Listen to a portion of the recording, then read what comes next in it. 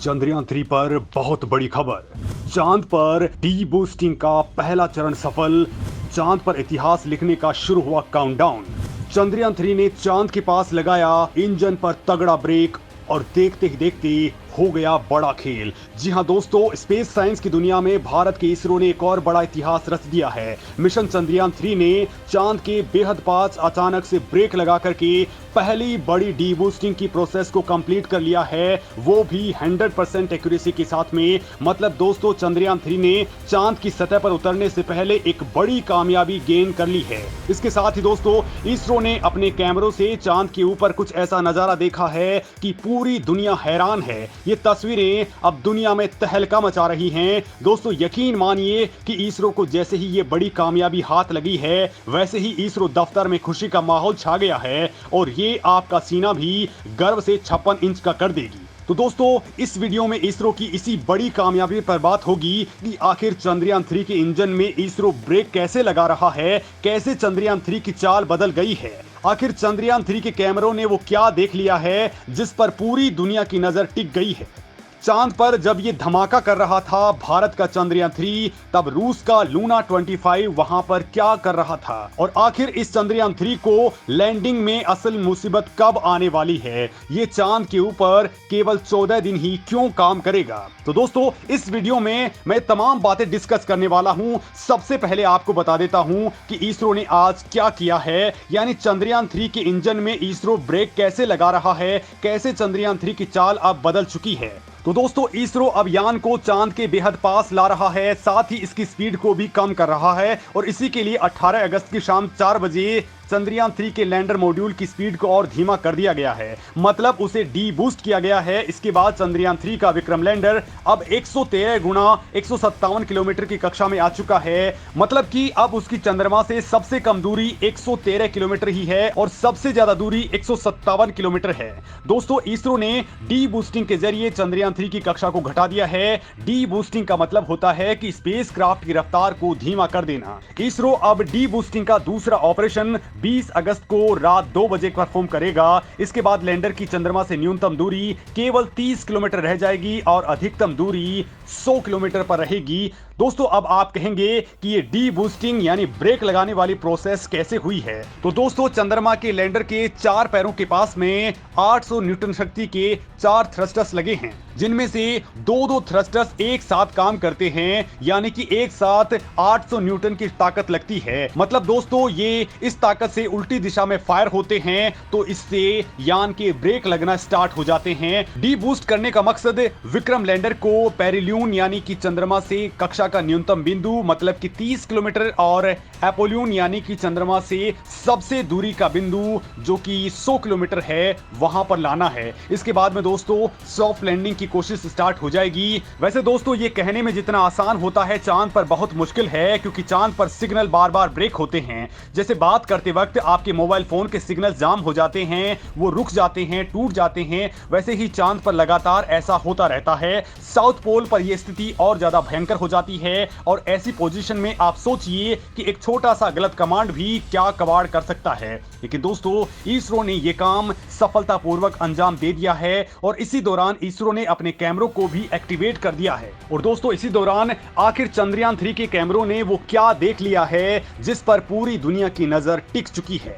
तो दोस्तों, चंद्रयान 3 के लैंडर मॉड्यूल के प्रोपल्सन मॉड्यूल से अलग होने के बाद में चंद्रयान 3 की पहली तस्वीर सामने आ चुकी है। यह तस्वीर लैंडर इमेजर में लगे कैमरा 1 से ली गई है। दोस्तों, चंद्रयान 3 ने जो खूबसूरत तस्वीरें भेजी हैं, उसमें आप भी देख सकते हैं कि चांद को इतने करीब से शायद किसी ने नहीं देखा होगा। दोस्तों, इसरो ने एक साथ चांद की 2 तरह की पिक्चर्स ली हैं, जिसमें पहली है लैंडर पोजीशन डिटेक्शन कैमरा यानी कि LPDC द्वारा कैप्चर की गई इमेजेस, और दूसरी है propulsion मॉड्यूल और लैंडर मॉड्यूल के अलग अलग होने के बाद लैंडर इमेजर कैमरा 1 के द्वारा ली गई इमेजेस। दोस्तों, इसरो ने जैसे ही चांद का वीडियो रिलीज किया है, वैसे ही करोड़ों भारतीयों का मन उत्साह से भर चुका है, क्योंकि ये वीडियो चांद के बिल्कुल पास से लिया गया है, और वहां के स्पॉट्स भी आप क्लियरली देख सकते हैं कि वहां पर किस तरह के गड्ढे हैं। इन तस्वीरों में दोस्तों, कुछ ऐसा दिख रहा है जो बहुत ही डरावना है। चांद की सतह पर बड़े बड़े क्रेटर्स हैं, बड़ी बड़ी चट्टानें यहां पर हैं, और ये गड्ढे दिख रहे हैं जिन्हें क्रेटर्स कहा जाता है।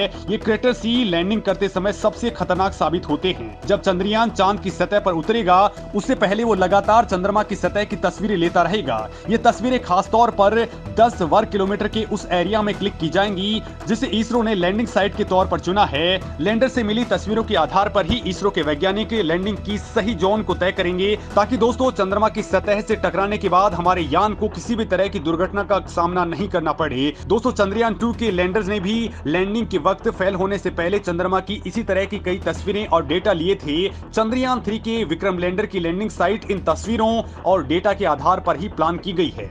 इसरो ने चंद्रयान 3 की लैंडिंग साइट को चंद्रयान 2 की लैंडिंग साइट के बिल्कुल करीब रखा है, लेकिन इस बार इलाका बहुत बड़ा रखा गया है ताकि ऐन मौके पर लैंडिंग साइट अगर बदलनी पड़े तो भी कोई दिक्कत नहीं आए। इसके लिए इसरो चंद्रयान 2 से मिले डेटा और तस्वीरों की मदद ले रहा है। डेटा और तस्वीरें मौजूद होने से इस इलाके की कई अहम जानकारियां इसरो के पास इस बार पहले से ही मौजूद हैं और इन्हीं की मदद से इसरो ने लैंडिंग साइट पर सॉफ्ट लैंडिंग का फुल प्रूफ प्लान तैयार किया है। और दोस्तों इसी बीच आज का तीसरा सवाल भी आ जाता है कि हमने चंद्रयान 3 की तस्वीरें ले ली हैं, पूरे डेटा कलेक्ट कर लिए हैं, लेकिन जब चंद्रयान 3 चांद पर धमाका कर रहा था तब रूस का लूना 25 क्या कर रहा था? क्योंकि दोस्तों असल में इस वक्त चांद के ऊपर रेस चल रही है। भारत के तीसरे मून मिशन चंद्रयान 3 ने बड़ी सफलता गेन कर ली है, लेकिन इसी दौरान रूसी स्पेस एजेंसी रोसकोस्मोस ने भी लूना 25 द्वारा खींची गई चांद की नई तस्वीरों को रिलीज किया है। उन्होंने दोस्तों ये टेलीग्राम के ऊपर रिलीज की हैं। तस्वीरों में चंद्रमा के दक्षिण ध्रुव के पास दूर की ओर जीमन क्रेटर दिखाई दे रहा है। अंतरिक्ष एजेंसी के मुताबिक ये गड्ढा पृथ्वी से दिखाई नहीं देता है, लेकिन शोधकर्ताओं के लिए ये काफी इंपॉर्टेंट होता है, दिलचस्प है। दिलचस्प बात यह है दोस्तों कि चंद्रमा के सुदूर हिस्से की पहली तस्वीर सोवियत लूना 3 मिशन के द्वारा ली गई थी, जिसे लूना 25 मिशन से काफी पहले ही लॉन्च किया गया था। जीमन क्रेटर पृथ्वी से दिखाई नहीं देता है, लेकिन मून मिशन में ये काफी अनोखा माना जाता है। दोस्तों इसको समझने में रिसर्चर्स की काफी रुचि है। इसके चारों ओर शाफ्ट की ऊंचाई अपेक्षाकृत सपाट तल की सतह से 8 किलोमीटर ऊंचाई तक जाती है। जीमन क्रेटर चांद पर बना बड़ा सा गड्ढा है जो कि चंद्रमा के दक्षिण ध्रुव के पास में मौजूद है। दोस्तों रूस का यान इस वक्त 100 किलोमीटर के ऑर्बिट में चक्कर लगा रहा है और ये 21 अगस्त को लैंडिंग के लिए उतरने वाला है। इसके 2 दिन बाद यानी कि 23 अगस्त को भारत का चंद्रयान 3 भी दक्षिण ध्रुव पर सॉफ्ट लैंडिंग करेगा। और दोस्तों इसी दौरान इसरो को बड़ी दिक्कत आने वाली है, लेकिन यहां पर सवाल यह है कि आखिर चंद्रयान 3 को लैंडिंग में असल मुसीबत क्या आने वाली है?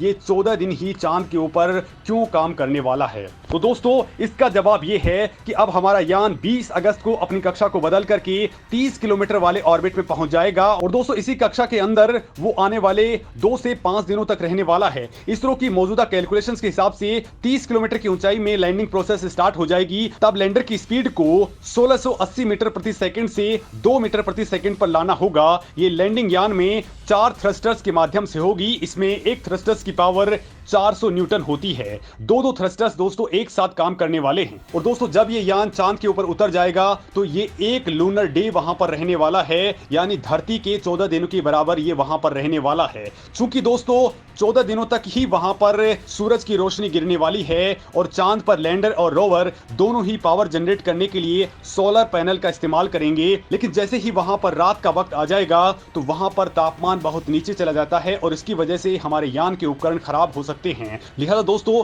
ये वहां पर केवल 14 ही दिन तक ही काम करेगा। और दोस्तों इस वक्त चांद पर रात का वक्त चल रहा है और 23 तारीख को सूर्योदय होने वाला है, यानी भारत यहां केवल एक ही दिन काम करेगा और ये केवल 14 दिन का होने वाला है।